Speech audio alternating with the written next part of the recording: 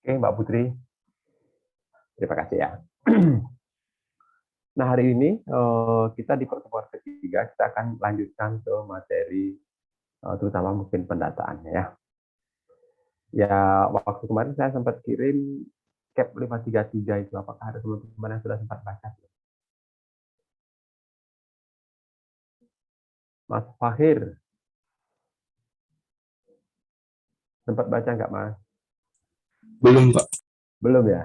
Siap. Ya. Mas Ihsan, Belum, Pak. belum juga. Oke. Mas Afan, Belum juga, Pak. belum ya? Mbak Diana,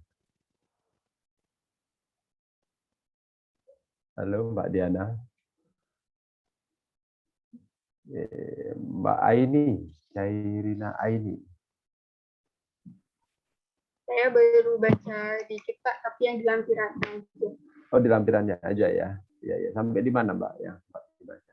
Masih materi yang pertemuan 2 kemarin Pak. Oh, masih di pertemuan kedua ya. Oke, nggak apa-apa ya. Mbak Safira, Belum, Pak. belum. Oke deh, nggak apa-apa ya. Nanti kita tolong dibaca-baca ya, baca-baca sebagai pengetahuan. Karena kalau menurut saya, disitulah pengetahuan terkait dengan pemetaan dan penilaian master itu cukup banyak. Ya, jadi kita pakai yang itu. Kira-kira seperti itu. Nah, mungkin untuk melanjutkan materi ini, ya saya akan share screen ya. Nah, di awal saya sudah kirim ke semua materi ya, materi yang ada di slide untuk yang standar yang dibuat oleh tim gitu ya, yang ada di situ. Dan saya itu juga terima. Terus saya mencocokkan, saya di awal sampaikan kalau bisa sih saya membuat sendiri karena saya lebih tahu alurnya gitu ya, jadi saya paham bagaimana menyampaikannya. Nah, saya mencoba untuk membuat sendiri dan ini juga sudah pernah saya sampaikan sebelumnya. Mudah-mudahan sih sudah sempat dibuka oleh teman-teman. Nah, isinya sih nggak jauh berbeda ya dengan yang ada di slide-slide yang sudah saya bagikan itu. Ya, kurang lebih samalah karena memang dasar bacaannya ya sama, cuman bagaimana menyampaikannya mungkin ya sedikit berbeda-beda seperti itu ya. Nah, kemarin kita sudah bahas mengenai alur gitu ya, alur PBB ya, mulai dari A sampai Z-nya. Ya, mulai dari kegiatan pendaftaran ya, yang diawali dengan kegiatan pendataan sampai dengan kegiatan penagihan pajak ya, penagihan PBB lah terutama ya. Termasuk juga di situ kalau ada pelayanan dan sengketa ya. Dan kemarin kita sudah bisa melihat flowchart lah, flowchart yang sudah disampaikan di situ. Terus yang kedua, kita juga sempat melihat alur pendataan dan penilaian massal ya, serta posisinya di dalam pengelolaan PBB itu ya, yang flowchart yang kedua.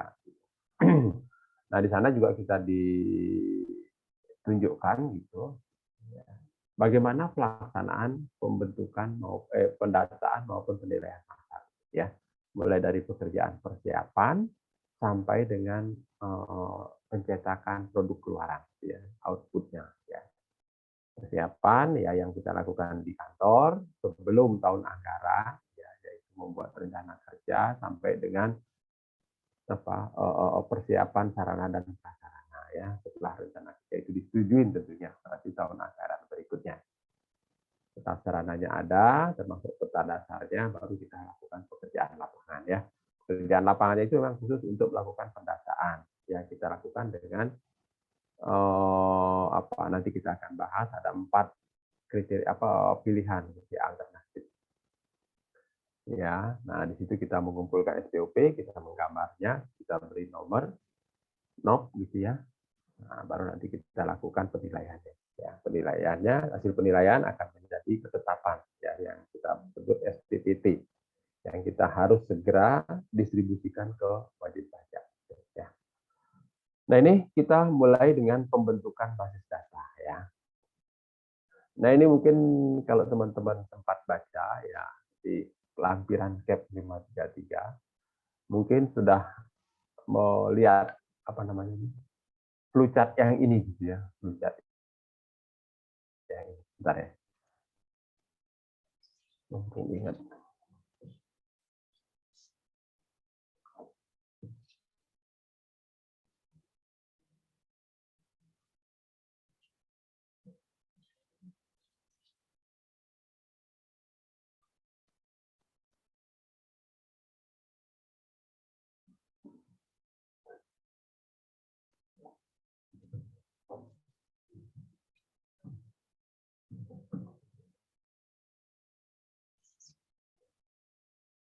Ya, nah mungkin teman-teman sudah melihat flowchart yang ini. Yang saya sampaikan kemarin sebenarnya tidak jauh berbeda, cuman penampilannya yang berbeda, gitu ya. Yang namanya anak-anak muda kan bikin kreasi yang baru, gitu ya, bikin kreasi yang baru. Sebenarnya sih intinya sama. Nah, yang saya sampaikan itu ini khusus untuk bagan Sysmiop. Jadi karena kita kan mengelola PBB itu dengan sistem yang saya bilang, ya, yang disebut dengan sistem informasi manajemen objek pajak yang disingkat dengan Sysmiop. Nah, di dalam modul Sysmiop itu atau program Sysmiop itu gitu ya, terdiri dari beberapa modul gitu ya. Nah, ini kalau saya boleh tunjukkan gitu. Ya, nah di sini ada modul pendataan. Nah, di sini termasuklah dia pembentukan, pemeliharaan gitu ya, basis data. Ya, nanti akan kita bicarakan gimana sih pembentukan, gimana sih pemeliharaan. Gitu. Nah, itu diawali kalau kita lihat undang-undang dasarnya ada di pasal 9 ayat 1 Undang-Undang PBB ya, di mana dalam rangka pendataan wajib pajak wajib mendaftarkan objek pajaknya. Nah, pendataan, nah itulah yang akan kita pakai di dalam pengelolaan sistem administrasi ini, ya, dan Sysmiop ini. Ya, kita awali dengan pendataan, gitu ya. Di mana di dalam proses pendataan ini wajib pajak wajib mendaftarkan. Nah, di sana diatur di pasal 3-nya. Pendaftaran objek pajak dilakukan dengan mengisi STOP. Nah, STOP beserta lampirannya lah, kira-kira gitu ya, beserta lampirannya. Nah, di sini wajib pajak kita berikan STOP. Gitu ya, kita berikan SPOP untuk mereka mendaftarkan pada saat proses kita melakukan pendataan. Gitu. Ya, nah mungkin nanti untuk sampai dengan mid semester kita akan bicaranya di sini. Ya, proses pendataan tersebut sampai dengan pemberian nomor objek pajak. Ya. Nah, setelah datanya terkumpul, gitu ya, di situ juga ada modul, gitu ya, yang namanya modul penilaian. Sekalian dia pengenaan. Ya. Jadi ada modul penilaian dan pengenaan. Penilaian itu tujuannya untuk menentukan NJOP per meter persegi, gitu ya, per meter persegi. Kenapa? Karena dalam proses pendataan ini kita sudah ketemu luas, gitu ya, luas tanah maupun luas bangunan, ya, yang diisi di dalam STOP. Karena untuk bisa kita melakukan pengenaan, nah, kan PBB terbuka itu kan luas tanah kali NJOP per meter persegi tanah kan gitu ya. Atau kita sebut klasifikasi ya. Begitu juga dengan luas bangunan ya. Kali NJOP per meter persegi bangunan ya. Nah, di proses penilaian inilah kita akan tentukan NJOP per meter persegi. Nah, karena jumlah objek yang kita data atau jumlah objek yang dikenakan PBB itu banyak gitu ya. Maka tidak mungkin semuanya kita lakukan penilaian individual. Maka di slide yang sebelumnya, pertemuan kita di situ, ada pada saat setelah proses pendataan, datanya kita himpun, di situ ada proses penilaian individual. Nah, yang waktu itu saya sampaikan, yang mana? Ya, yang objek-objek yang tidak termasuk ke kriteria objek yang standar, gitu ya. Objek standar. Nah, di luar standar, non standar sama objek khusus itu biasanya dilakukan. Bukan biasanya ya, seharusnya dilakukan penilaian secara individual. Gitu, ya. Nah, untuk yang objek standar, nah itu yang dilakukan penilaian secara massal. Ya. Membedakannya gimana? Nanti di STOP-nya ada. Ya. Di STOP-nya ada, di sistem juga sama persis dengan perekaman dari STOP tadi. Begitu datanya masuk sesuai dengan STOP dan lampiran STOP, sistem akan melakukan penilaian secara massal. Ya. Dan secara massal di situ nanti akan keluar nilainya, ya NJOP-nya, terutama bangunannya ya, tanahnya juga ya, terutama bangunannya. Nah dari situ akan ada disebut apa nilai sistem. Nilai sistem itulah yang berdasarkan penilaian massal. Nah karena dia masuk ke kriteria objek non standar yang harus dilakukan penilaian individual, maka kita lakukan penilaian individual. Nah nanti pada saat kita merekam datanya sama, tapi nilainya yang kita rekam adalah nilai hasil penilaian individual. Nah, di situ nanti akan dibandingkan ya oleh sistem. Kalau nggak salah saya, perbedaannya kalau plus minnya 10%, itu masih dianggap nilai sistem yang berlaku. Tapi kalau sudah nilainya itu di atas 10%, umpamanya sistemnya 100, nilai individual kita cuma 105, ya udah nilai sistem aja yang dijadikan sebagai dasar penggunaan. Tapi begitu nilai sistemnya 100, nilai hasil penilaian 125, nah yang dipakai oleh sistem gitu ya untuk penentuan NJOP-nya adalah nilai hasil penilaian individual. Kalau nggak salah seperti itu. Jadi ada batasan ringnya ya, yang kapan nilai individualnya dipakai, kapan tidak. Begitu juga kalau dia di bawah, namanya ternyata ketemunya 80.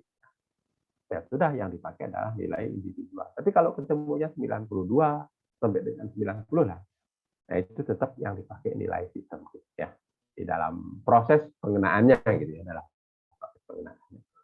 Nah, untuk memenuhi atau melengkapi modul penilaian ini, untuk tanah di situ akan ada tabel harga tanah yang kita sebut dengan NIR gitu ya, nilai indikasi rata-rata. Tabelnya betulnya ya. Nah, ini ada dua komponennya. Ya, ada dua, ada kode, umpamanya kodenya AA, NIR-nya berapa? 700. 700.000 ya, di dalam ribuan rupiah. Nah, ini tabelnya seperti itu. Ya, jadi di per kelurahan, ya ini semua kita ngomong, kalau nggak salah saya di awal saya juga sempat sampaikan, pengelolaan administrasi SIOP ini, wilayah terkecilnya adalah wilayah kelurahan. Jadi satu desa, termasuk ini, ya penilaiannya, pendataannya, semuanya dalam satu desa, wilayah terkecilnya. Ya, karena sampai dengan kode desa itu kita ambil dari BPS atau Kementerian Dalam Negeri. Ya. Nah, untuk melengkapi tabel harga tanah ini, atau kita sebut tabel nilai indikasi rata-rata, di situ akan ada peta nilai tanah, ya, yang kita sebut dengan peta ZNT. Ya. Nanti apa itu nanti kita akan bahas ya pada saat penilaian massal. Ya, nah itu akan ada yang namanya peta zona nilai tanah. Nah itu untuk tanahnya ya. Untuk bangunan, di situ ada tabel harga bahan, ya, yang nanti akan menghasilkan yang namanya daftar biaya komponen bangunan, ya, DBKB. Mungkin teman-teman sudah pernah mendengarnya, gitu ya. Jadi di sini dari tabel harga bahan bangunan. Maka pada saat proses penilaian setiap tahun, yaitu ya setiap tahun, seharusnya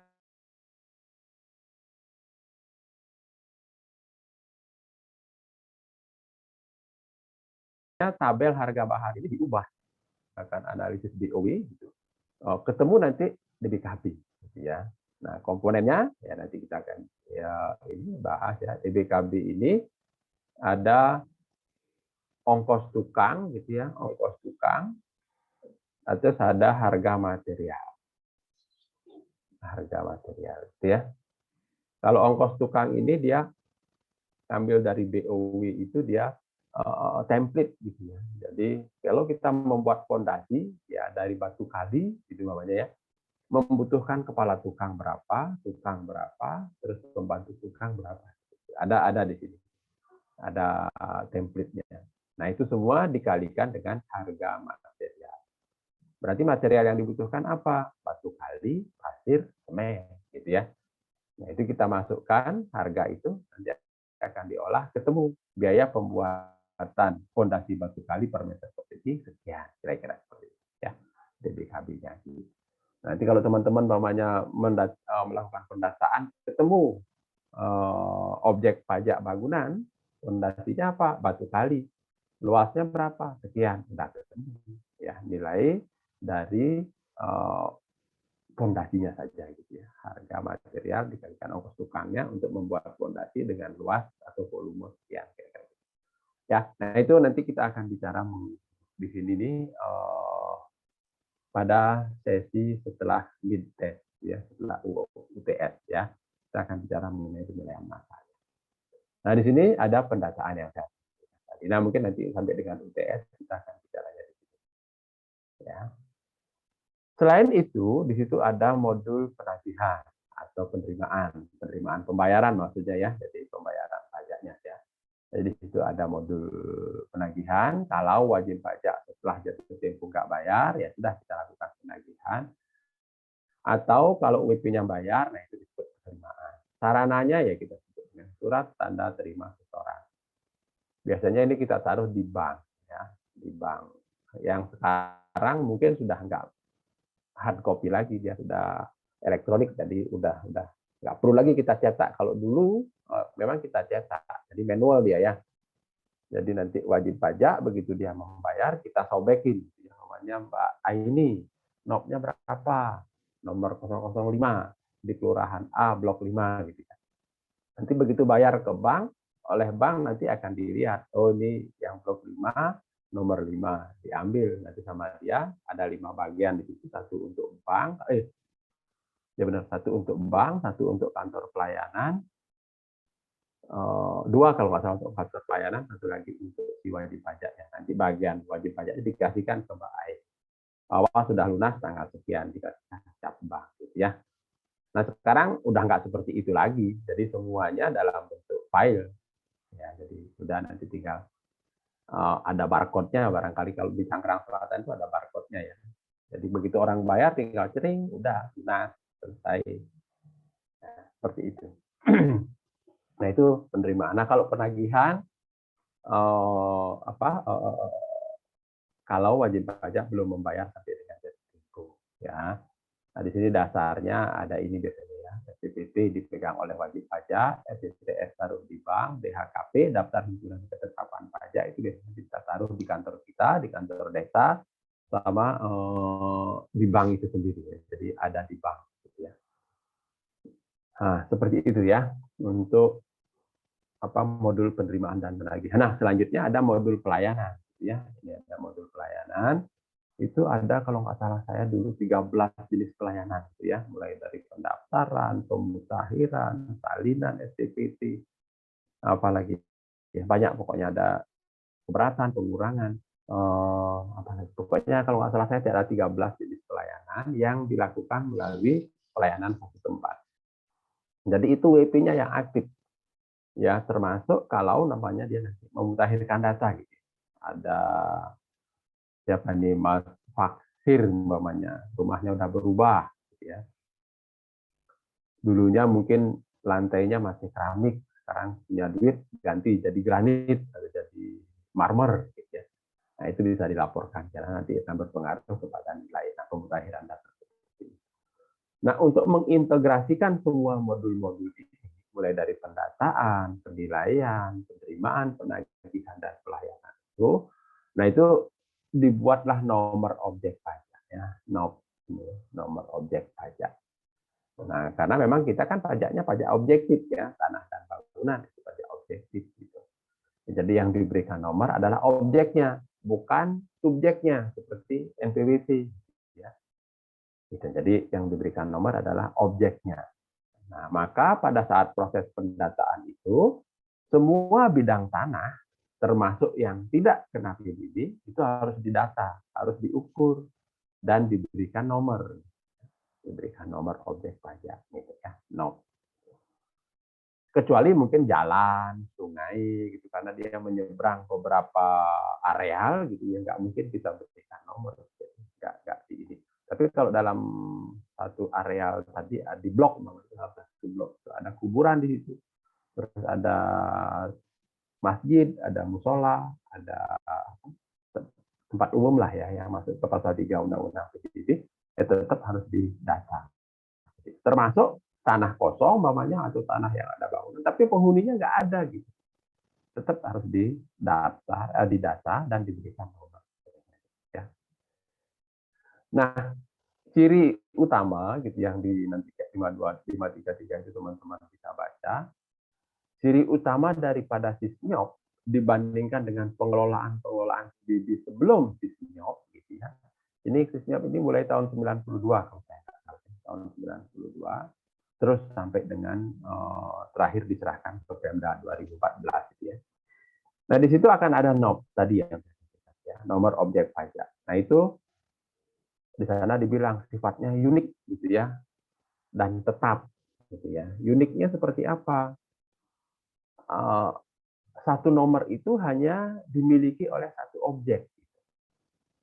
Ya, NOP ini terdiri dari 18 digit, ada dati duanya gitu ya, ada provinsinya 51. Ya, ada provinsinya, ada dati duanya gitu ya. Ada kecamatannya gitu ya. Terus ada desanya, kelurahannya. Nah, ini kan sudah unik gitulah ya. Terus dari desa ini kita akan membuat blok. Ya, mungkin blok ya blok 2. Nah, di sini di masing-masing blok ini akan diberi nomor 0001 sama kode terakhir digit 18 ya. Ada 0, ada 1 dan seterusnya. Nanti kita bahas. Nah, ini hanya satu objek itu yang mempunyai nomor ini. Sehingga nanti kalau umpamanya objek ini hilang atau digusur atau apa ya, kena abrasi gitu, ya NOP ini harus dihapus dan tidak boleh dipakai ke objek yang lain. Ya, sifatnya unik dan tetap. Begitu juga kalau nanti dipecah, ada tata caranya. Nanti kita akan bahas pada saat pemutakhiran data ya. Nah, di dalam blok NOP itu, ada blok. Nah, blok yang ini kan kode blok. Setelah desa atau kelurahan, nah itu kita yang buat. Jadi kita yang menentukan. Nah, berikutnya nanti kita akan lihat bagaimana sih kita membuat blok gitu ya, dalam satu wilayah, daerah, kota, desa gitu ya. Tuh. Nah, ada zona nilai tanah. Kenapa dibutuhkan? Karena memang kita melakukan penilaian secara massal. Nah, di sini ada yang sudah saya sampaikan tadi. Untuk penilaian massal tanah, kita butuh yang namanya zona nilai tanah. Untuk melakukan penilaian massal bangunan, kita butuh yang namanya daftar biaya komponen bangunan. Ya, yang dari sini. Terus semua itu dilakukan dalam suatu program. Ya, apa namanya ya, sistem lah, program sysmiop yang kita sebut di sini ya.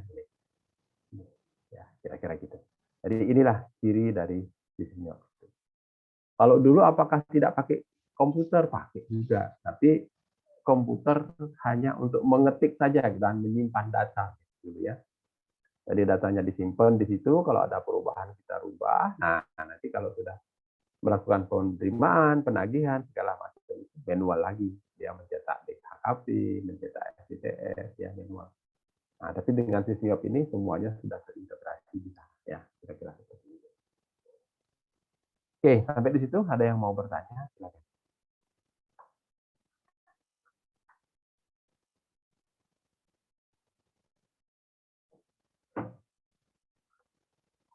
Enggak ada, saya lanjut ya.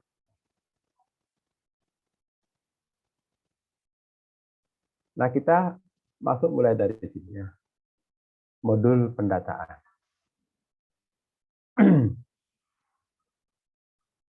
Nah,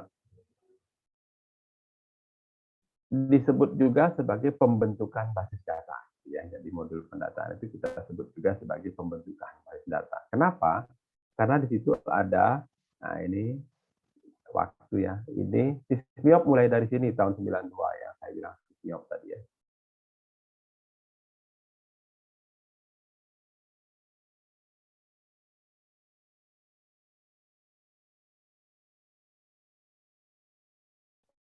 Yang kita ya sistem tempat pembayaran.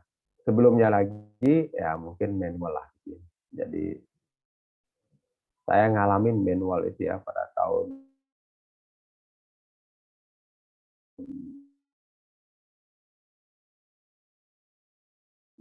saya tarik lapangan loh.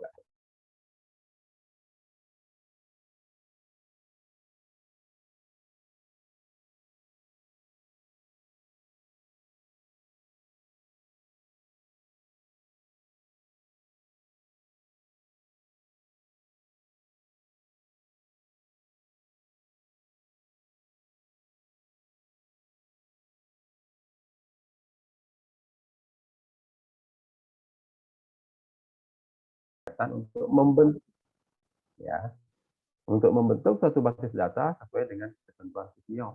Ya, saya bilang di sini.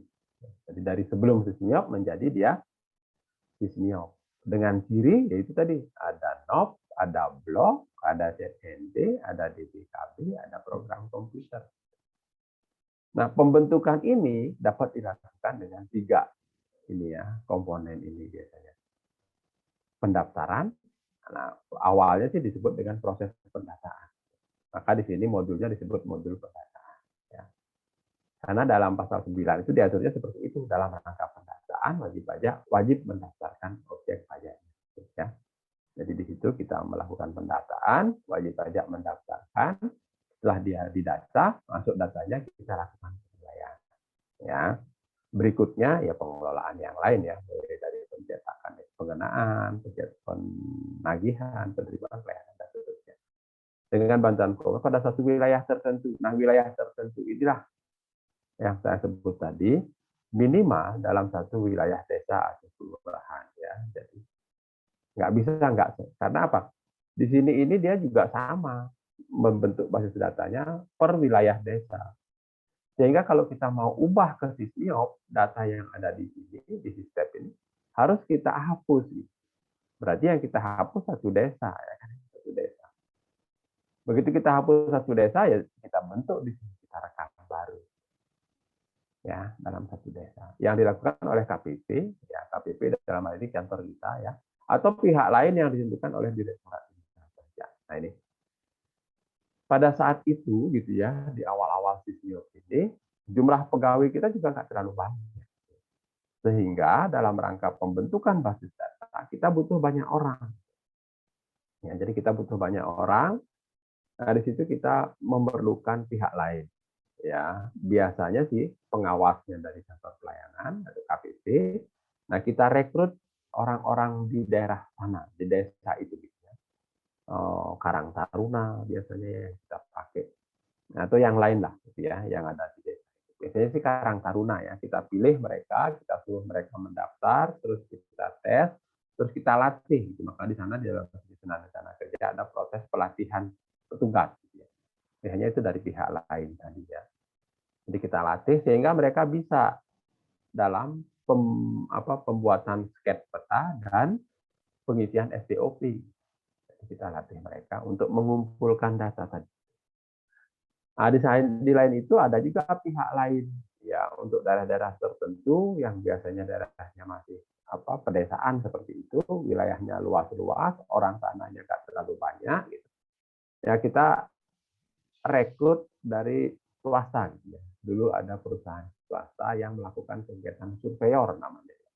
Sekarang juga banyak gitu ya. Saya baca-baca di internet tahun 2021, 2020 gitu. DKI aja membuka pendaftaran untuk surveyor untuk melakukan update data PDB gitu.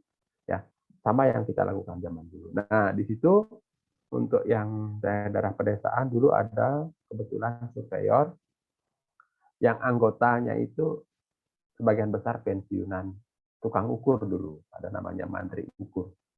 Nah, jadi mantri ukur yang ada di seluruh Indonesia direkrut oleh mereka untuk melakukan membuat satu wadah gitulah ya, pensiunan pegawai PBB lah istilahnya atau pegawai IPEDA yang dulu memang kerjaannya melakukan pengukuran. Nah itu saya ingat sekali, itulah yang kita rekrut. Dan kita nggak perlu ngelatih lagi, dia yang latih kita sebelumnya kan. Tinggal mereka kumpulkan aja orangnya, terus nanti mereka akan melakukan pendataan. Ya. Nah, itu kita tetapkan berdasarkan SK. Jadi mereka akan mendata, kita suruh satu wilayah, pokoknya 2 kecamatan dalam 1 tahun. Mereka akan mengerjakan itu. Untuk apa? Mempercepat pembentukan. Gitu kira-kira. Ya. Nah itu kalau di video-nya kalau teman-teman lihat di step 533. Nah di sini dalam proses pendataan tadi kita ada 4 alternatif ya. Yang pertama pendataan dengan penyampaian dan pemantauan. Jadi kita sampaikan aja, kita pantau berapa yang masuk SDOP-nya gitu ya. Terus yang kedua pendataan dengan identifikasi. Kita pergi ke lapangan untuk mengidentifikasi. Kalau ini verifikasi sebenarnya hampir sama sih, antara 2 dan 3 ini. Terus yang paling banyak kita lakukan ini, pengukuran bidang objek pajak. Jadi kita ukur masing-masing ya bidang objek pajak. Yang banyak biasanya memang paling banyak ini, terus yang kedua ini. Ya kalau yang ini biasanya kita lakukan dalam proses pemutakhiran data. Ya, yang 2 ini ya, pemutakhiran. Kalau ini dalam rangka pembentukan yang 2 ini, yang nomor 4 dan nomor 1. Terus nomor 2 dan nomor 3 biasanya pada saat pemutakhiran data. Ya. Nah, masing-masingnya dijelaskan di sana di CAP 533. Ya. Kita sebagai Fiskus atau pengelola pajak dapat melakukan pendataan dengan menggunakan alternatif pertama, gitu ya. Pendataan dengan penyampaian dan pemantauan pengembalian SPOP, gitu ya. Biasanya dilakukan pada daerah yang pada umumnya belum atau tidak mempunyai peta. Nah, begini ya. Kalau kita cerita sejarahnya PBB gitu ya, pajak atas tanah, ada yang namanya daerah lama dan daerah baru. Gitu ya. Daerah lama itu adalah daerah yang sudah pernah dikenakan PBB mulai dari zaman kerajaan dulu, khususnya Jawa, Bali, sebagian Sumatera, gitu ya, sebagian Sulawesi. Itu daerah lama. Gitu. Jadi dia sudah ada pajak atas tanah dari zaman dulu. Terus berkembang sampai dengan penjajahan Belanda, Jepang gitu ya, Inggris gitu ya, di Indonesia. Itu terus dikenakan gitu ya. Karena dia mengadopsi apa yang dilakukan oleh para raja zaman dulu. Dia terus berkembang. Nah, di zaman Belanda atau Inggris ya, mulai zaman Raffles gitu ya. Itu sudah mulai dilakukan pemetaan. Ya, pemetaan selain gunanya untuk pengenaan pajak, mereka juga ya kepentingan penjajah lah gitu ya. Jadi dipetakan, oh ini tanahnya terbengkalai diambil, ini tanahnya terbengkalai diambil, diberikanlah kepada orang-orang mereka. Maka ada istilahnya perponding gitu ya. Istilah perponding, jadi tanah milik asing lah. Ya, tanahnya padahal ada di kita gitu, karena dulu nggak jelas siapa yang menguasai, ya sudah oleh mereka diambil. Itu berlanjut sampai ke Belanda gitu ya, VOC, dan terus sampai ke penjajahan Jepang waktu itu. Nah itu terus kena pajak. Nah itu yang disebut dengan daerah lama. Nah biasanya untuk daerah-daerah lama ini dia sudah mempunyai peta gitu. Ya dia sudah mempunyai peta. Walaupun mungkin nggak sedetail sekarang. Tapi kalau kita lihat peta-peta zaman dulu, walaupun dia pengukurannya pakai alat yang sederhana, tapi hasil petanya itu betul-betul bagus. Ya, karena dulu pernah saya ngumpulin peta itu waktu saya masih di Denpasar tahun 2002, saya mencoba untuk mengumpulkan hasil pemetaan zaman dulu itu saya secara manual digabung-gabungin, jadi kelihatan juga kota Denpasar gitu. Waktu itu. Ya.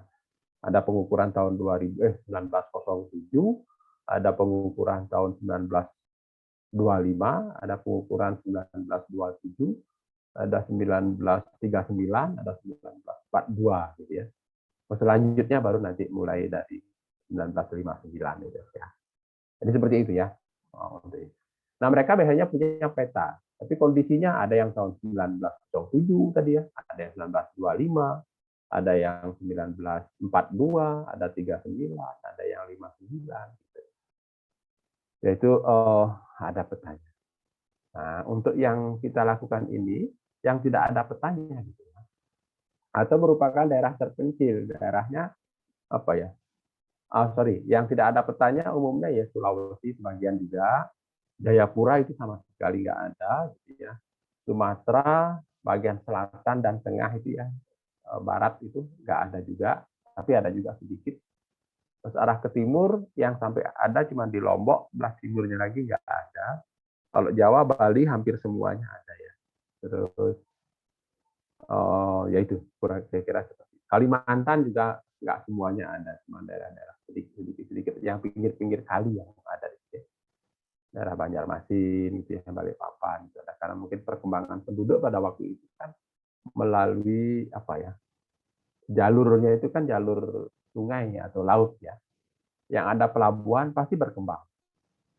Nah, kalau di daerah Kalimantan karena dia lewatnya sungai, yang ada penduduknya biasanya di sepanjang alur sungai gitu ya. Kalau yang nggak ada alur sungai ya biasanya daerah pedalaman sebetulnya. Nah sekarang perkembangannya sudah nggak jelas, hampir ke semua gitu ya, CBD-nya sudah berkembang. Merupakan daerah terpencil, ya biasanya masih berbentuk hutan atau sawah, tanah tegalan kosong seperti itu, luasnya gede-gede, pemiliknya sedikit gitu ya. Nah itu kalau kita ukur satu orang punya 5 hektar, lah berat kita ukurnya, udahlah mending nggak usah diukur, kita kasihkan aja STOP, kita tunggu kapan dikembalikan. Biasanya pun STOP-nya diberikan kepada kepala desanya dan aparatnya lah yang ada di situ ya, kan ada RT RW segala macam.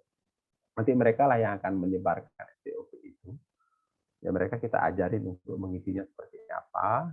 Nah, gambarnya malah kadang-kadang nggak ada. Nah yang lucu waktu itu ya, yang di daerah Jayapura, entah kita yang nggak bisa menginformasikan ke mereka atau seperti apa, saya kurang tahu ya. Setelah kita himpun datanya, rata-rata di situ satu desa pemiliknya cuma satu.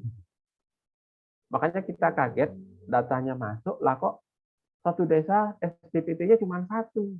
Begitu kita lihat, memang cuma satu SPOP-nya. Jadi dengan luas seluruhnya. Dan nggak pernah dibayar gitu ya. Karena kita cari orangnya yang mau bayar itu siapa, nggak tahu juga.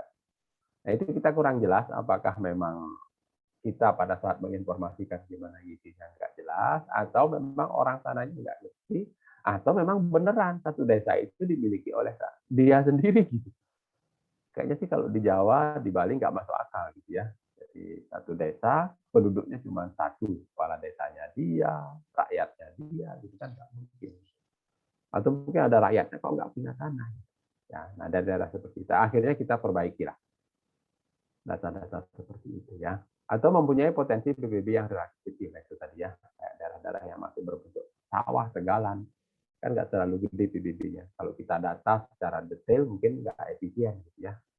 Maka kita cukup aja melakukan penyampaian dan pemantauan pengembalian STOP. Ya, dilakukan sebagai berikut: penyampaian STOP perorangan, bisa langsung ke orangnya atau itu tadi dititipkan ke kepala desa. Daerah potensi PBB-nya relatif kecil, cukup wilayah cakupan wilayah dan objeknya luas, itu dapat digunakan dari perataan dengan penyampaian kolektif. Nah, di sini ada yang disebut kolektif, kita serahkan ke kepala desa. Di sini ada yang disebut perorangan. Ya. Mungkin kita bisa langsung ketemu sama WP-nya. Kita suruh dia ngisi. Ya.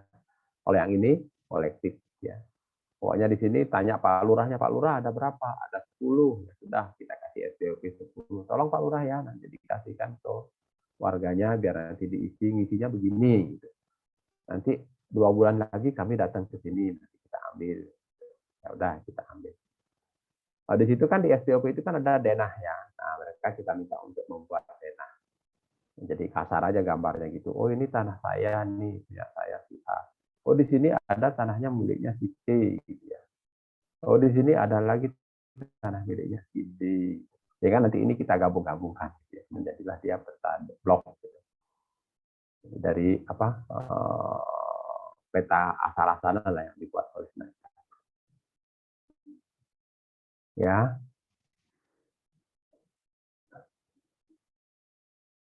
Nah ini ada ininya ya, risikonya kira-kira. Untuk menghindari kelemahan algoritma ini, perlu memperhatikan kemampuan penguasaan wilayah bagi petugas yang bertanggung jawab. Tetap memang sih ada pegawai kita, petugas kita yang bertanggung jawab memantau ini secara terus-menerus. Ya biasanya mereka juga melakukan survei lapangan, naik motor. Saya dengar waktu itu sih waktu mereka melakukan pemantauan ke lapangan itu kalau untuk daerah-daerah Sumbawa, Sumba, Kupang, naik kuda katanya, naik kuda karena di sana nggak mungkin kalau naik motor, naik sepeda nggak mungkin. Daerahnya pegunungan, jadi petugas kita ya naik kuda. Gitu. Ya. Kira-kira seperti itu ya. Nah kalau yang asik katanya yang di Jayapura, jadi biayanya jadi mahal, jadi petugas memantau lewat pesawat, naik pesawat. nggak mungkin dilakukan lewat darat. Ya, sampai dengan saat ini masih seperti itu ya. Jadi untuk yang alternatif pertama ya, dengan penyampaian dan kemampuan pengembalian. Ada dua, bisa perorangan, bisa kolektif. Kalau perorangan langsung ke orangnya, kalau kolektif kita titip di kepala desa. Ya. Ada pertanyaan sampai di situ? Silakan.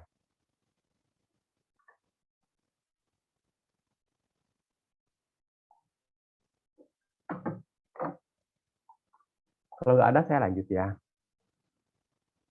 Nah ini yang 2 dan 3, ini kelihatannya apa ya, salah kita membedakannya. Karena ini biasanya kita pakai pada proses pemutakhiran data. Ada di situ istilahnya pendataan dengan alternatif identifikasi objek pajak. Nah, ini dilaksanakan pada daerah yang sudah mempunyai peta garis. Ya, jadi petanya sudah ada seperti tadi daerah lama lah, seperti ya yang saya bilang, yang dapat menentukan posisi relatif objek pajak. Jadi pemetaan yang kita lakukan di PBB itu dalam rangka pengenaan PBB lah ya, itu berbeda dengan pemetaan yang dilakukan oleh kawan-kawan di BPN. Kalau yang di BPN itu dilakukan untuk mengetahui luas dan posisinya, posisi pastinya. Kalau kita sebenarnya nggak perlu, ya karena luas ya kita dapatkan dari apa yang diisi oleh wajib pajak. Contohnya ya, umpamanya dia punya sertifikat, luasnya di sana 100. Begitu kita ukur, kita petakan berdasarkan ukuran kita, ketemunya 105. Nah, kalau kita bikin SPPT 105 luasnya, WP-nya nggak bakalan mau bayar. Kenapa? Karena beda dengan sertifikatnya. Gitu. Jadi dia nggak bakal, dia kekeh pasti dengan yang 100. Gitu. Karena di situ ada apa namanya ya, perbedaan lah hasil ukuran antara kita dengan yang dilakukan oleh kawan-kawan BPN gitu. Nah, dan itu wajar gitu ya, dengan menggunakan alat ukur yang sederhana, itu sangat wajar adanya selisih antara satu pengukur atau satu surveyor dengan surveyor yang lain. Gitu. Nah, yang kita pakai tetap sertifikat. Begitu juga dulu pernah pada saat kita mengelola P3 perhutanan perkebunan gitu ya. Atas beberapa objek kita coba kita lakukan pengukuran sendiri dengan menggunakan alat yang waktu itu sudah termasuk canggih ya, GPS kita pakai. Begitu selesai hasilnya berbeda dengan yang disampaikan oleh wajib pajak berdasarkan izin mereka. Namanya kita mendapatkan ukuran 5.500 meter persegi. Sementara WP-nya berdasarkan izin dia cuma 5.000. Nah, itu kalau kita terbitkan 5.500 dia akan menolak ya, dan kita juga nggak bisa membuktikan bahwa yang kita ukur itu adalah benar. Ya akhirnya kita ngalah. Nah, dari situ ya kita ngapain sih kita ngukur-ngukur lagi ya, sudah biarin aja apa yang disampaikan oleh WP. Ya cuman kalau sekarang kita bisa pantau dari banyak data ya, banyak data yang bertebaran yang bisa kita pakai. Ya. Nah, ini yang dapat menentukan peta yang mendapatkan, tapi tidak mempunyai data administrasi pembukuan pajak dan bangunan. Jadi daerah itu sudah ada petanya. Kita entah dapat dari mana, gitu ya, dari Bako Sursana, dari mana, itu banyak sumber data dan sebagainya. Tapi nggak tahu ini punya siapa. Ini punya siapa nggak tahu. Karena nggak ada data administrasi PBB-nya. Ya, mungkin pada saat sebelum Sisbiop dia belum kena. Ya, jadi belum terdata di sistem tadi ya, di 92 tadi ya. Ya, belum terdata di sini, dia belum kena. Tapi petanya ada gitu. Mungkin pernah kena pada saat masih zaman sebelum kemerdekaan. Setelah kemerdekaan nggak ada yang bayar, datanya karena manual ya hilang gitu. Nggak ketemu.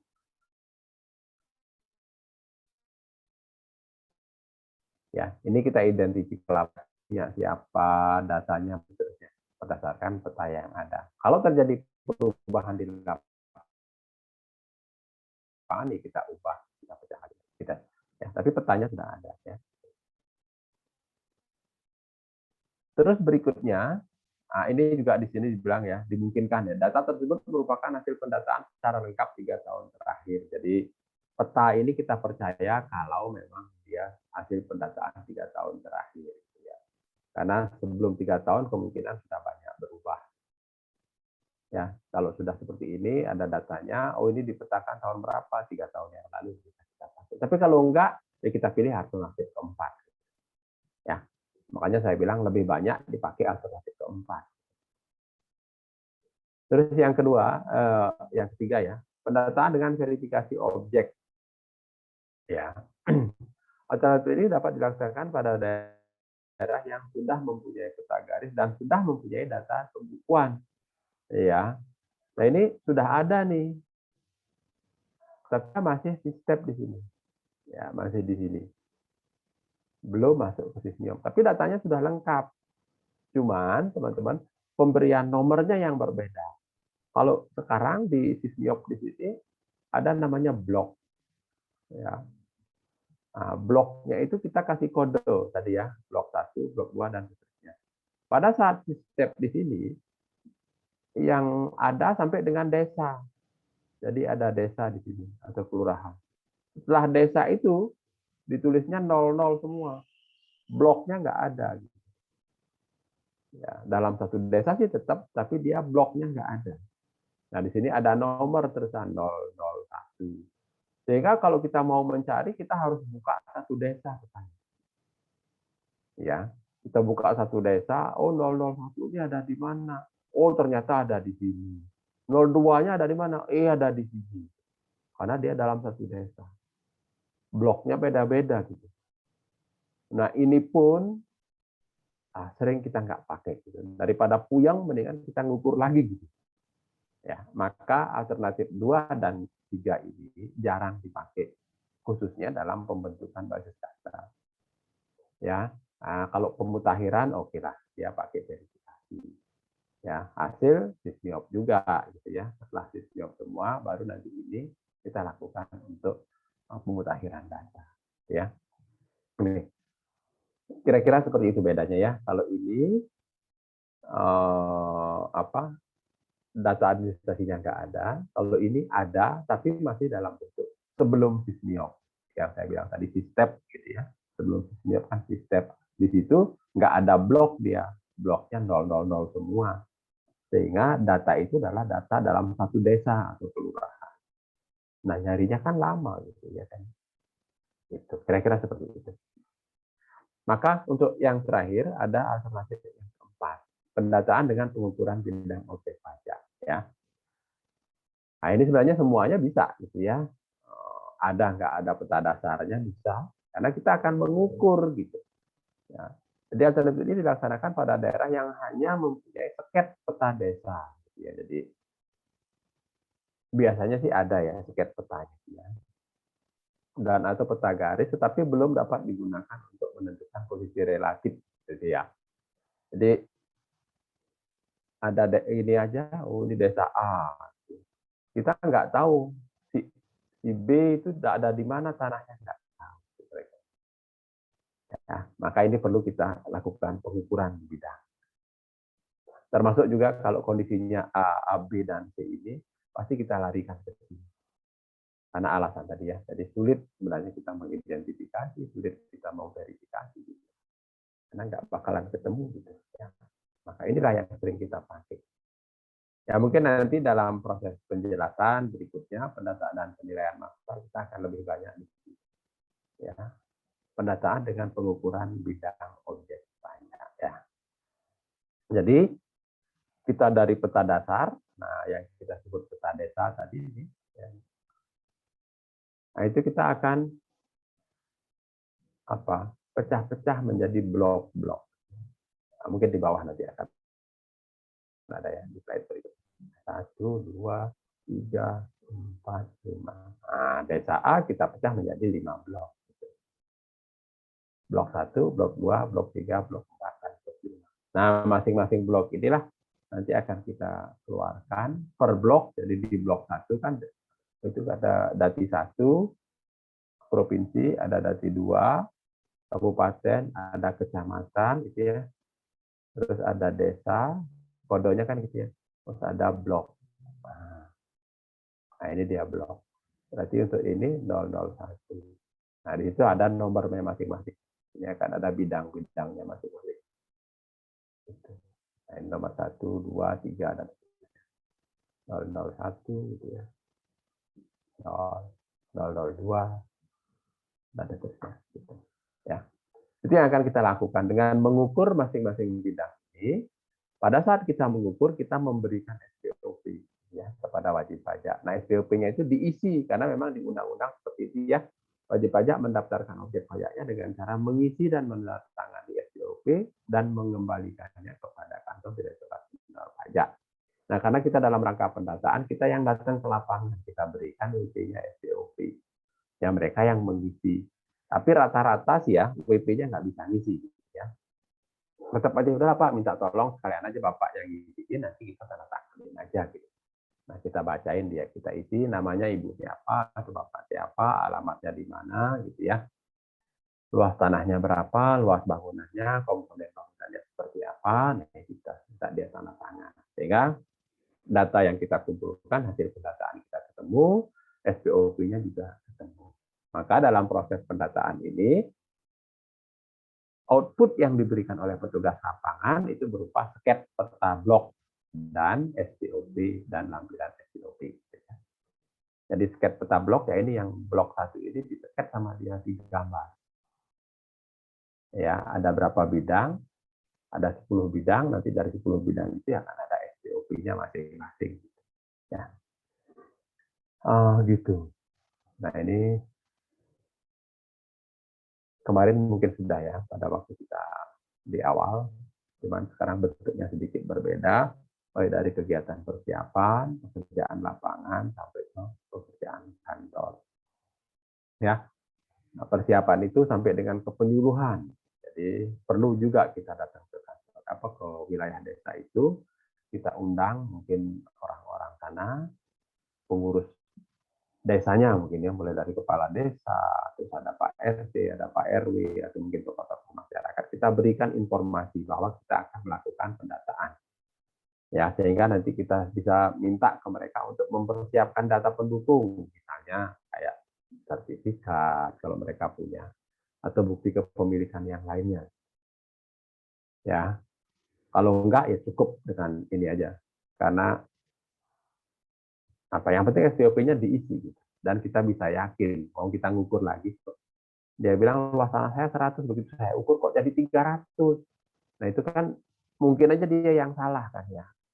Kalau selisihnya jauh seperti itu, Bu ini tanah ibu kok 300 bukan 100, mungkin ada yang salah. Oh ya mungkin benar kali 300 saya salah gitu biasanya. Kalau selisihnya jauh begitu. Tapi kalau kita ukur 105, dia bilang 100 ya sudah kita percaya aja 100 gitu. Gitu ya. Ada yang mau bertanya? Silakan.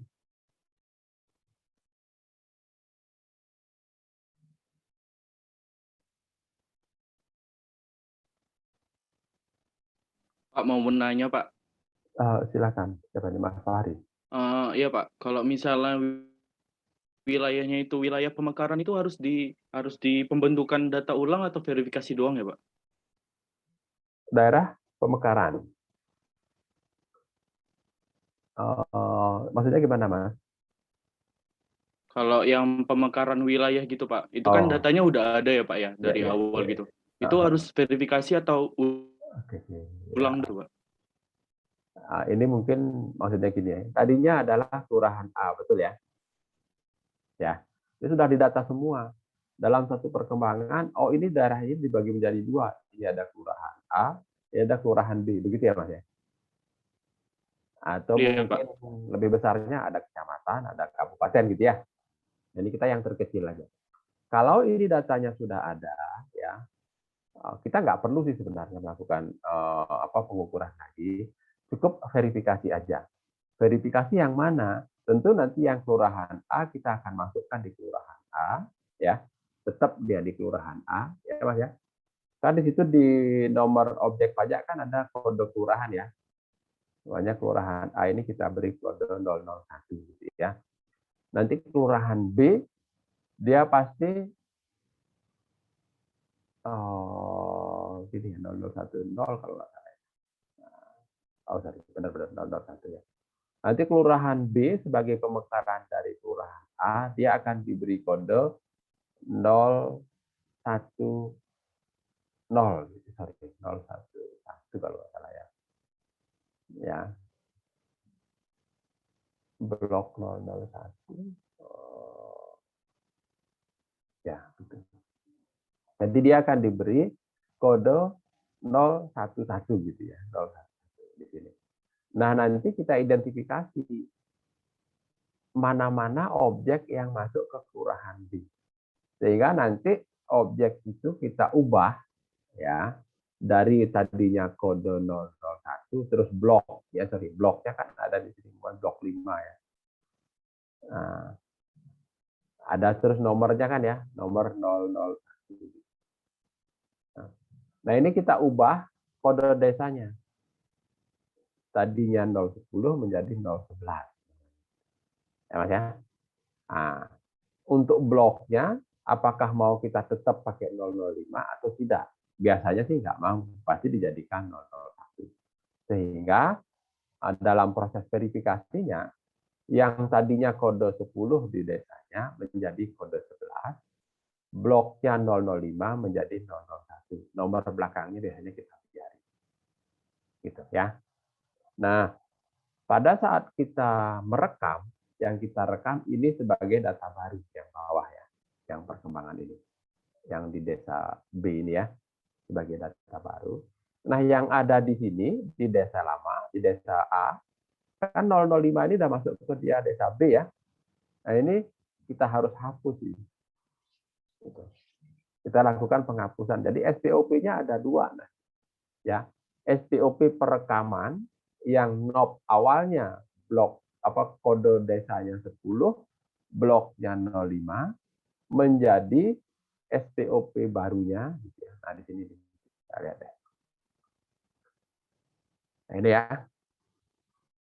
Ini kan pemberian NOP-nya ya. NOP barunya tadinya kan kode desanya 1 ya. Nah, ya. Nomor bloknya 5. Ya. Nomor urutnya 1. Sorry. Ini NOP barunya ini. Berarti ini 11 ya. 11, 01. Nah, di sini 1. Ya. Ini pemberian nomornya ya. Nah, ini 1, di sini 1. Asalnya, nah di sini 10. Kan tadinya kode 10 ya. Terus di sini 5, di sini 1. Nah, gitu. Itu kalau terjadi pemekaran desa ya, Mas ya. Begitu juga kalau kecamatan yang mekar atau dati 2 yang mekar atau provinsi yang mekar. Ya, jadi bertambah jumlahnya gitu ya. Jadi dari 1 menjadi 2. Jadi yang kita berikan kode yang baru dia sesuai dengan apanya yang mekar.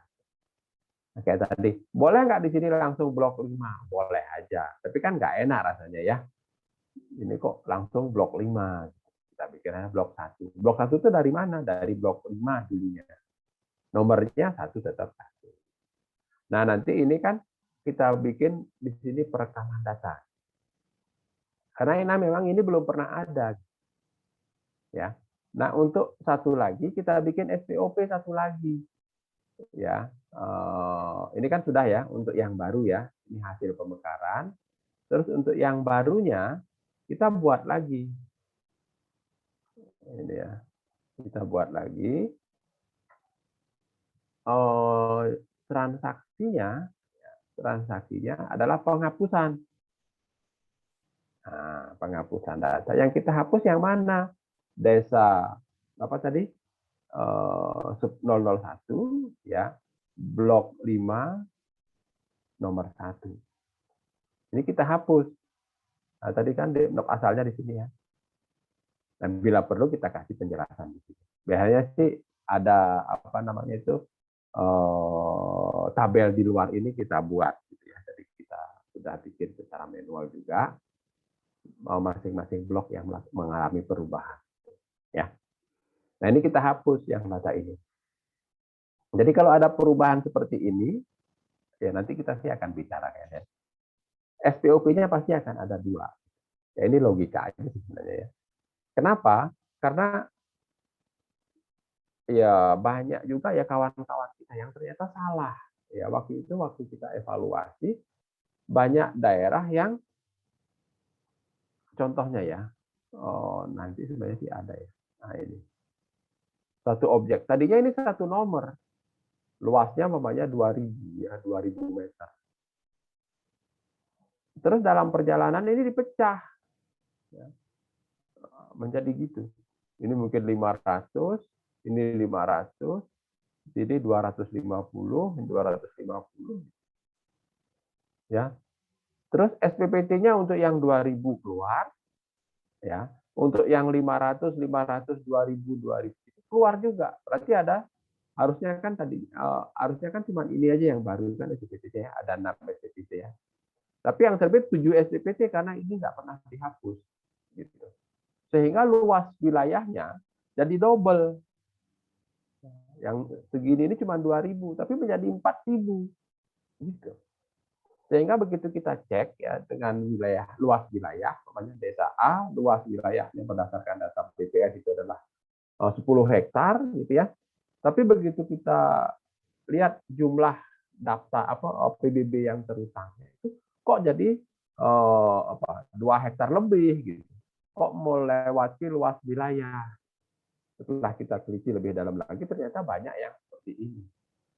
Nah itu kejadiannya gara-gara yang 2000-nya nggak dihapus. Harusnya kan dihapus biar dia hilang. Kayak yang tadi di sini, blok berapa tadi? 11 yang saya contohkan tadi itu. Ini ya.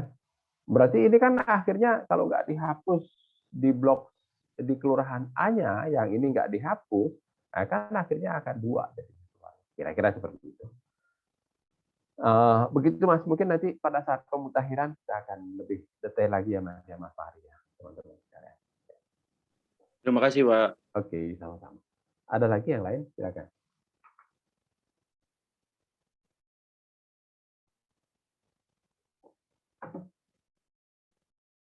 Kalau nggak ada, saya lanjut ya.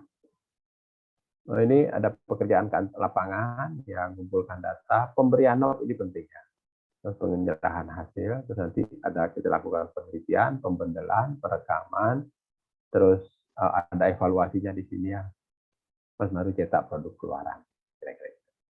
Nah ini mungkin contoh gitu ya, contoh satu desa yang kita bagi menjadi beberapa blok. Ini yang sudah jadi ya. Ini blok 1, mungkin ini blok 2, ini blok 3, ini blok 4, ini blok 5, 6, 7, 8, 9. Blok 1, ini bidang-bidangnya. Blok 2, ini bidang-bidangnya. Blok 3, ini dan seterusnya. Ya, nanti kita gabungkan, ya jadi dia satu peta desa yang sudah dibagi menjadi blok-blok dan di dalamnya itu ada gambar bidang kepemilikan yang kita sebut zaman dulu persil. Dalam satu bidang kependidikan kira-kira. Nah, dalam proses di sini kan ada proses persiapan ya, ada proses persiapan. Yang kita perlu siapkan antara lain adalah peta dasar yang kita sebut sebagai peta desa atau peta kelurahan ya. Nah, ini peta ini dalam satu kelurahan. Kita ambil contoh seperti itu aja. Nah, ini satu desa umpamanya ya.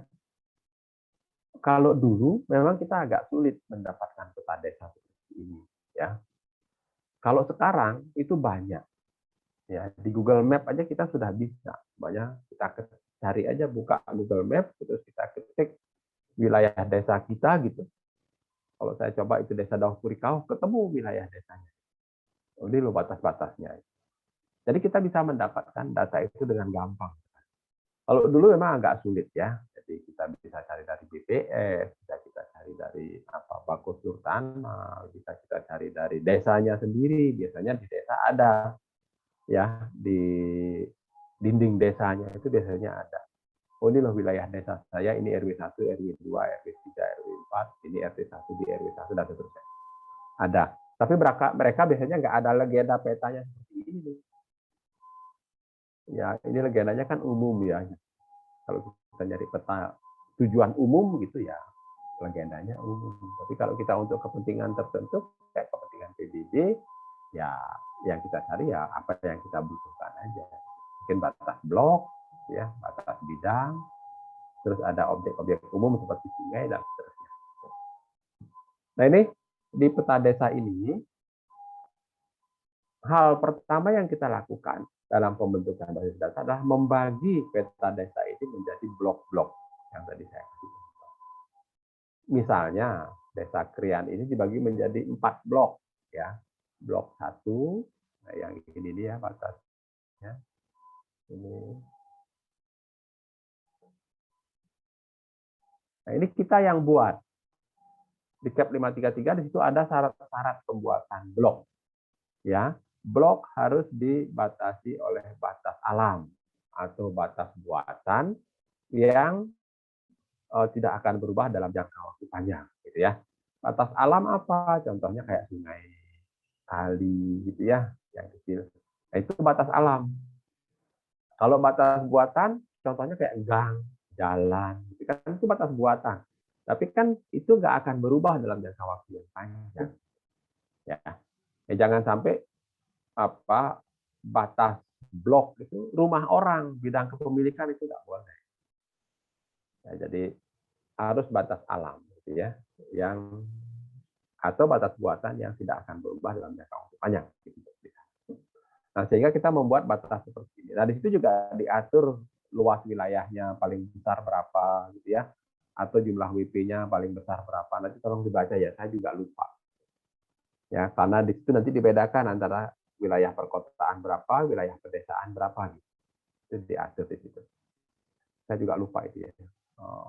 Belum sempat baca juga, gitu. Malah tadi nanya orang-orang. Sudah sempat baca belum? Belum. Saya sendiri juga belum. Ya, nah, belakangan ini karena kebetulan ya lumayan sibuk. Jadi saya ingat refresh segala macam tadi karena kemarin sore pas saya lagi ini olahraga gitu ya, habis ngajar olahraga. Diteleponin sama kawan di kantor pusat.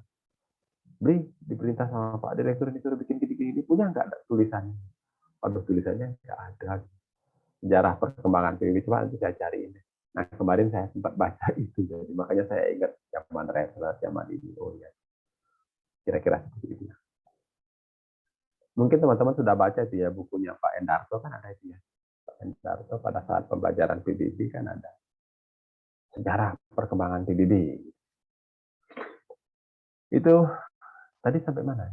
Oh, batas blok ya yang diatur di dalam CAP 533. Nah, ini yang merah sampai di sini ini blok 2, umpamanya seperti itu ya. Tapi kayaknya ini terlalu gede sih, terlalu besar. Tapi nggak apa-apa, yang penting teman-teman paham bagaimana kita membuatnya. Di sini blok 3. Ini blok 3. Oh, sini blok 4. Gitu. Satu desa ini kita pecah menjadi 4 blok. Umpamanya seperti itu. Tapi kalau ini kegedean sih kayaknya. Kegedean.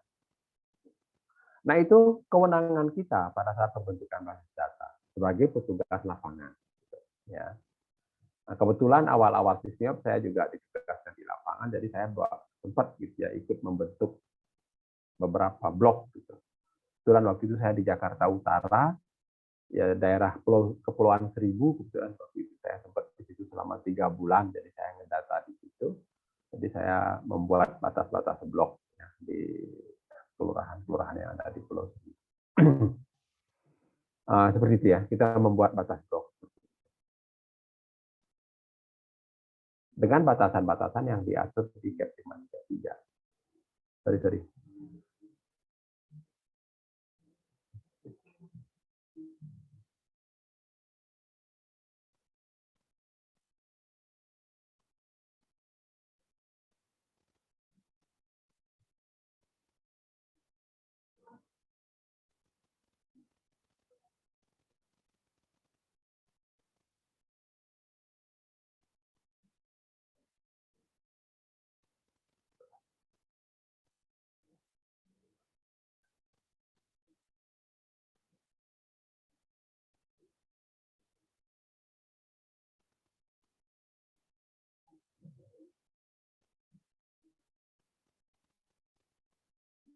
Gitu ya.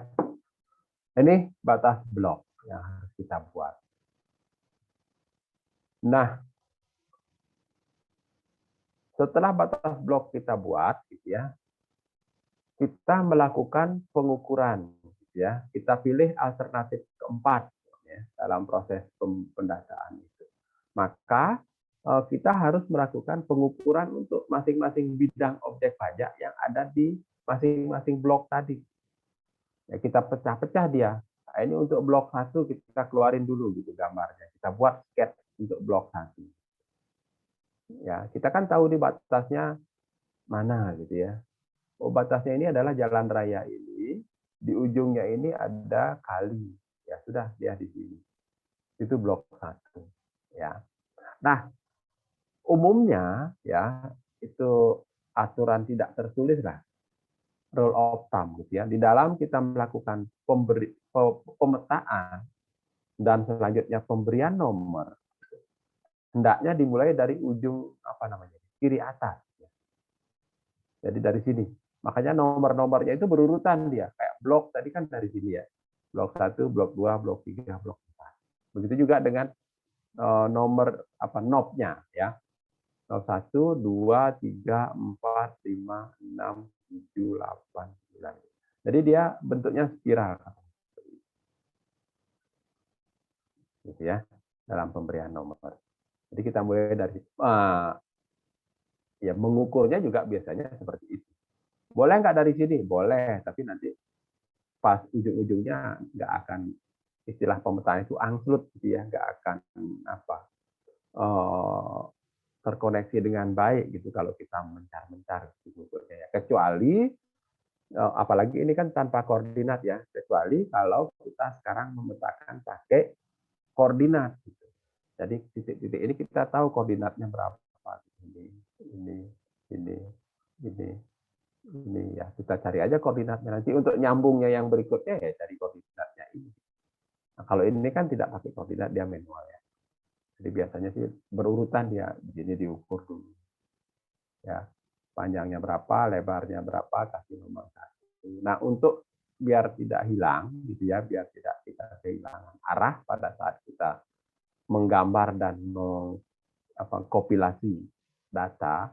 Nah, di peta sketch ini kita buat ini. Nomor 1 namanya siapa. Nah, itu kan kita nanti akan bandingkan dengan SPOP-nya ya. Ini kan kita ngukur, sampai kita ukur, kita juga berikan SPOP ke wajib pajak. Di SPOP juga kita kasih kode namanya kayak di sini. Oh, kodenya namanya nomor 1. Gitu ya.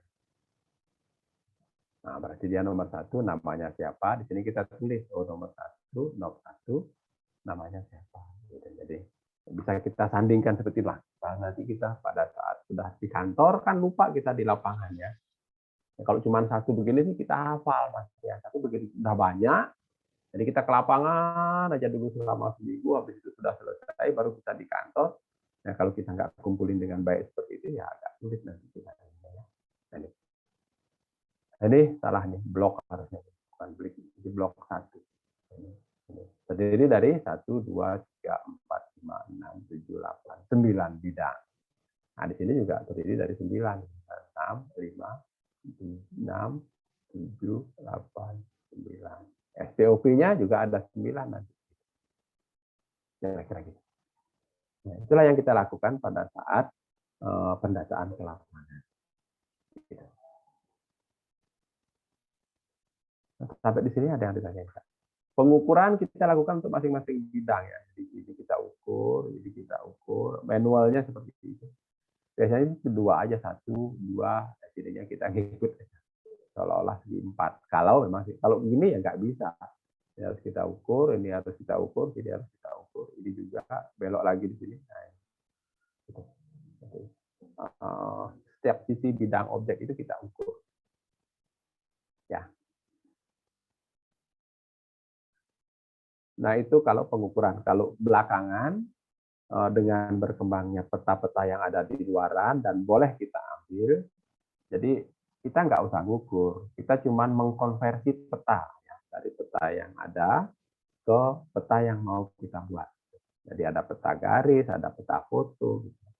Peta foto juga bisa kita konversi menjadi peta garis dulu. Setelah jadi peta garis baru kita jadikan peta blok. Gitu.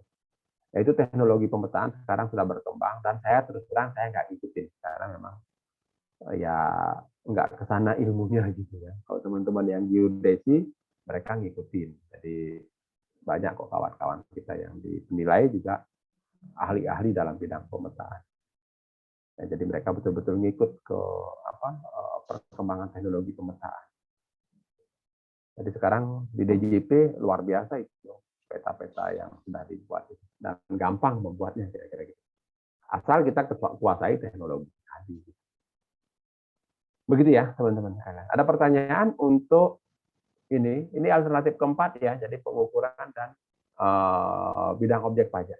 Jadi kita punya peta dasar, kita buat bloknya, terus kita ukur masing-masing bidangnya, sambil mengukur kita berikan SPOP gitu ya. SPOP-nya kita himpun datanya dari wajib pajak, gambarnya kita buat sketch. Nah, untuk nanti menyandingkannya di kantor, kita harus buat ini sketch petanya, ini datanya. Nah, ini didukung oleh SPOP ya. Tadi udah nyambung dia, karena nanti yang harus dilaporkan oleh petugas lapangan itu adalah gambar sketch peta beserta SPOP-nya. SPOP ya. Yang tentu sudah diberi NOP ya, nomor. Nah, boleh kita ubah namanya di kantor nanti juga boleh ya. Ini. Kalau kita mau mengubahnya nanti kira-kira gitu. Sampai di situ ada pertanyaan Pak?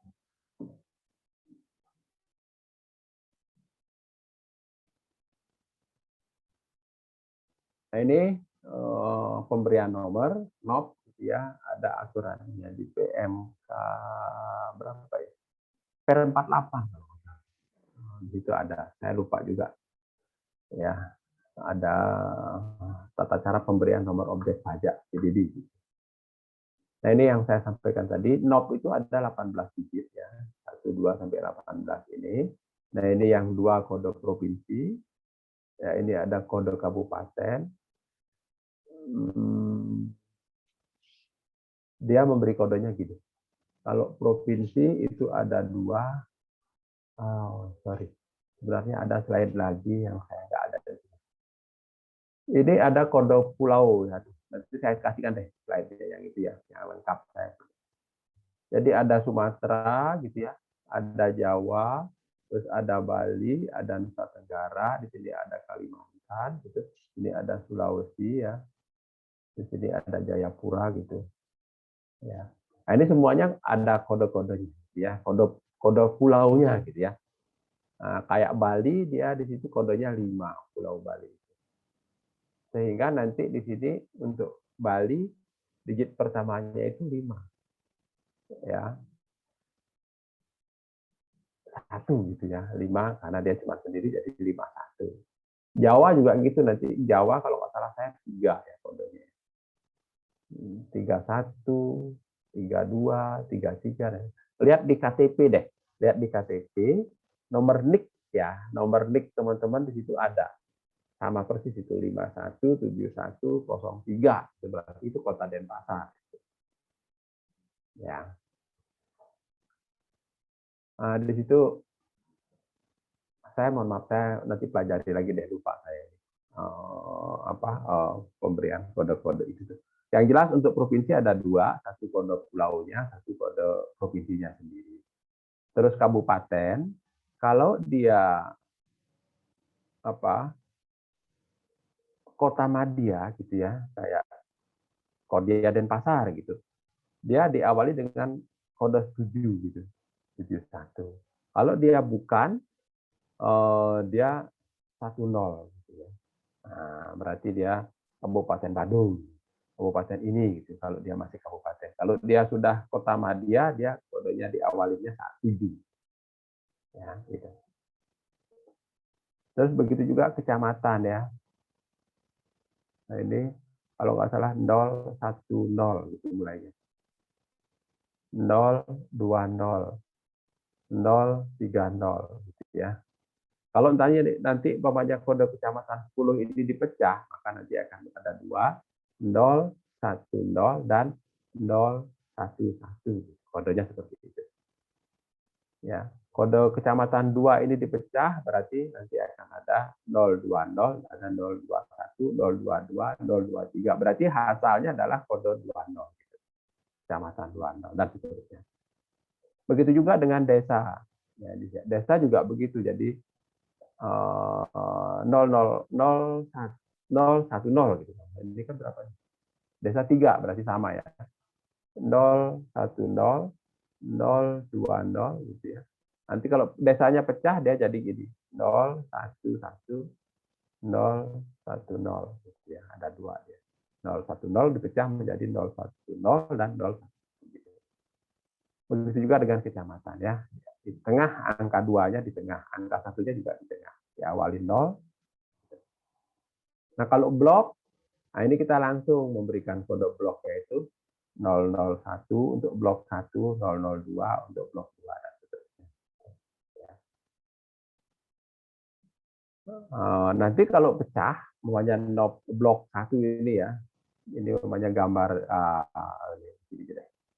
Oh, ini deh. Enggak apa-apa ya. Nanti blok 1 ini ternyata kegedean, kita mau pecah, kita ambil bagian ini aja menjadi bagian dari blok yang lain. Boleh, karena ini perkembangan ternyata di sini jadi kompleks perumahan elit gitu. Yang tadinya nomor 8 dan nomor 9. Sehingga dalam proses STOP-nya 01 ya 08 dan 09 itu kita hapus. Ya, kita hapus. Kita bikin dia blok baru. Nah, blok barunya di sini kan 1, 2, 3, 4 tadi ya. Dalam wilayah ini kan 1 sampai dengan 4. Berarti di sini dia blok 005. Ya.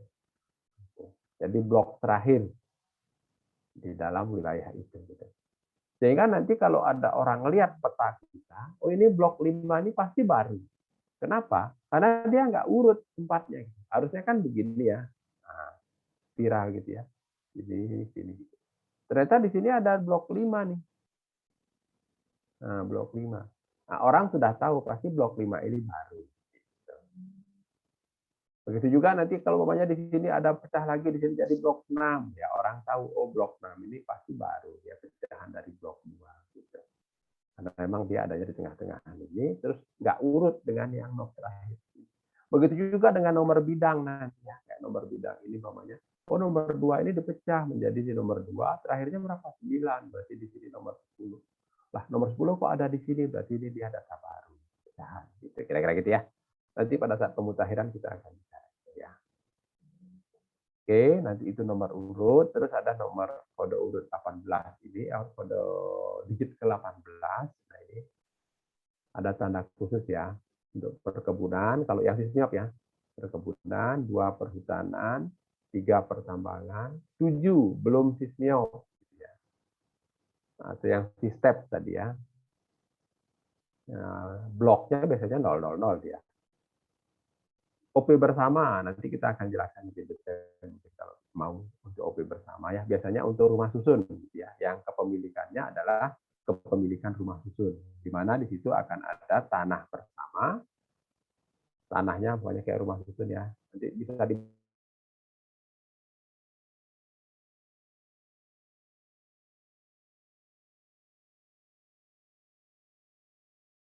tanahnya di sini ini juga punya hak atas tanah.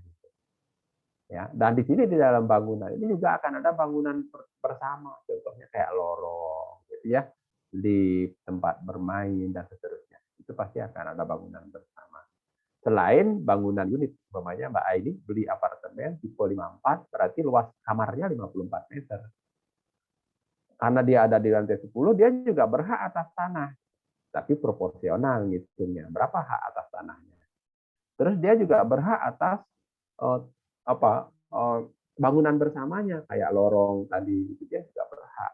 Nah, itu berapa proporsinya untuk Mbak Aini yang mempunyai tipe bangunan 54, bangunan bersamanya berapa, tanah bersamanya berapa. Nah, itu kan harus kita adopsi untuk penggunaan PBB. Nah, itu ada NOP bersama namanya.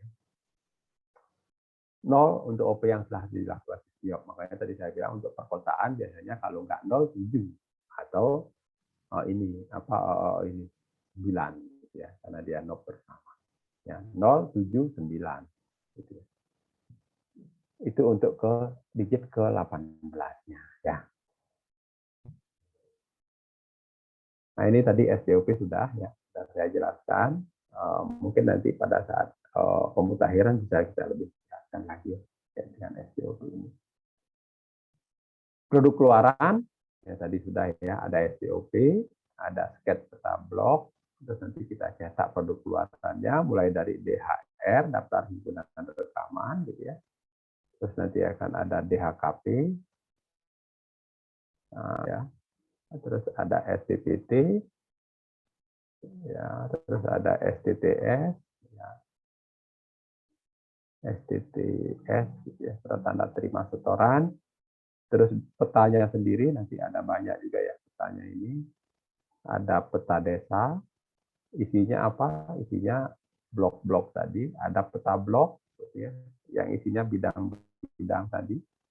Terus di bawah peta desa ini biasanya ada peta ZNT, ya wilayahnya satu desa. Inilah yang harus kita buat sebagai produk akhir dari proses pendataan dan penilaian secara massal. Sampai di situ ada pertanyaan enggak? Saya sambil ini ya, ngerjain apa namanya ini, absennya ya. Ternyata udah dekat.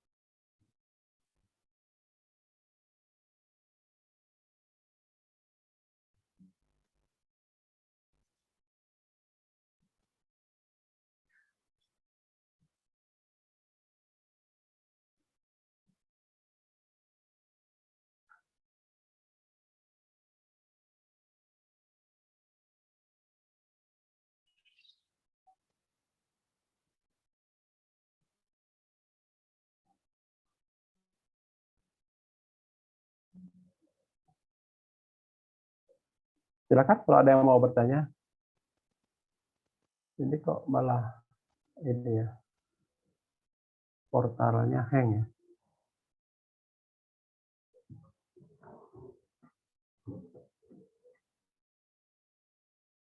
Oh.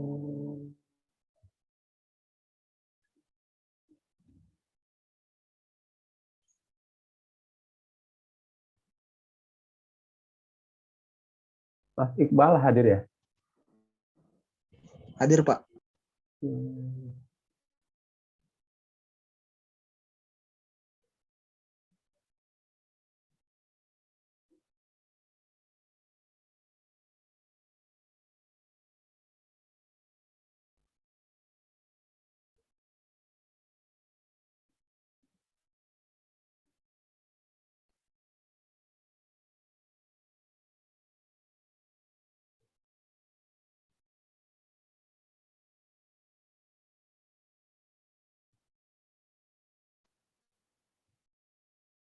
Ada yang mau bertanya?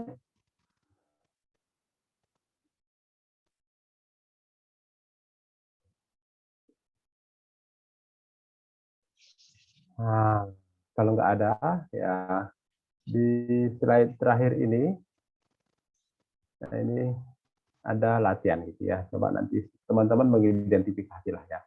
untuk wilayah kampung Anda sendiri gitu ya, di desa ya, desa Anda. Boleh rumahnya, boleh tempat kosnya sih, kalau menurut saya lebih baik rumahnya ya, karena lebih tahu lah kita ya dengan rumahnya. Nah itu bisa diidentifikasi, kira-kira dari 4 alternatif tadi, yang mana yang Anda pilih kalau Anda ditugaskan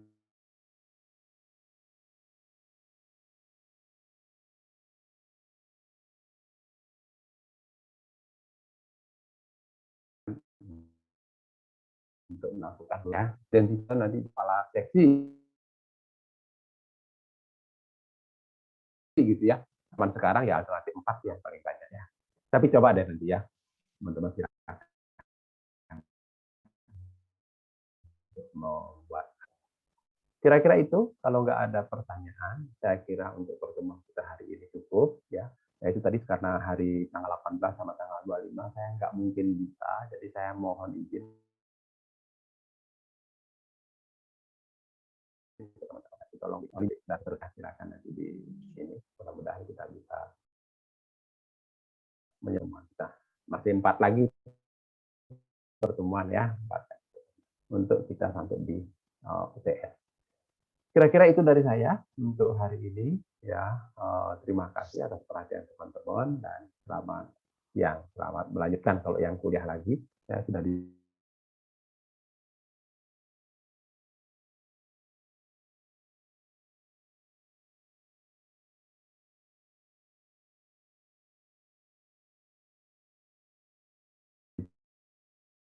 di ruang rapat.